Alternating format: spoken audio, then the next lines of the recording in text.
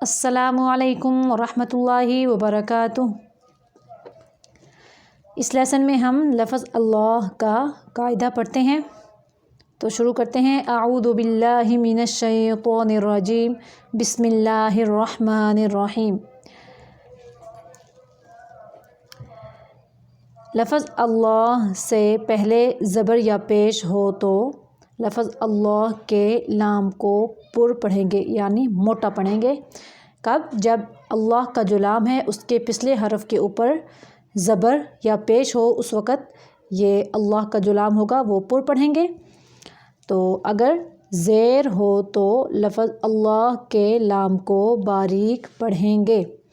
زیر ہوگا تو ہم اللہ کا جو لام ہے وہ باریک پڑھیں گے، باقی ہر لام باریک ہوگا۔ قرآن مجید میں جس جگہ بھی لام آئے گا وہ باریک پڑھا جائے گا، سوائے اللہ کے لام کے۔ وہ دو صورتوں میں پر ہوگا، ایک صورت میں باریک ہوگا۔ دیکھیں آگے مثالیں آ رہی ہیں۔ یہ زبر کی مثال ہے، ان اللہ۔ یہ دیکھیں اللہ کے لام کے پچھلا حرف نون ہے، نون کے اوپر زبر ہے، اس لیے ہم اللہ کا لام پر پڑھیں گے، ان اللہ۔ اب یہ دیکھیں اللہ کے لام کے پچھلے حرف، پچھلا جو ہے یہ لام ہے، اس کے اوپر زبر ہے، اس لیے ہم اس لام کو پر پڑھیں گے۔ قال اللہ، سمع اللہ، پر کر کے پڑھنا ہے۔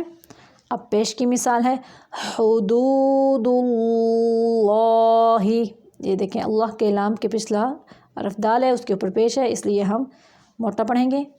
آگے یرید اللہ، خلق اللہ۔ اب یہ زیر کی مثال آ گئی، دیکھیں بل اللہ، بل اللہ نہیں کرنا، بل اللہ۔ لام کو باریک پڑھیں گے کیونکہ اللہ کے لام کے پچھلے حرف کے نیچے زیر ہے۔ آگے دین اللہ، دین اللہ۔ ادھر بھی لام باریک پڑھیں گے کیونکہ اس کے پچھلے حرف کے نیچے زیر ہے۔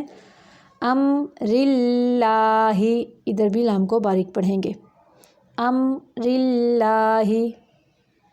یہ تھا لفظ اللہ کا قاعدہ، تو سمجھ آ گئی ہوگی آپ کو۔ پھر ملتے ہیں اگلی ویڈیو میں، تب تک کے لیے اللہ حافظ۔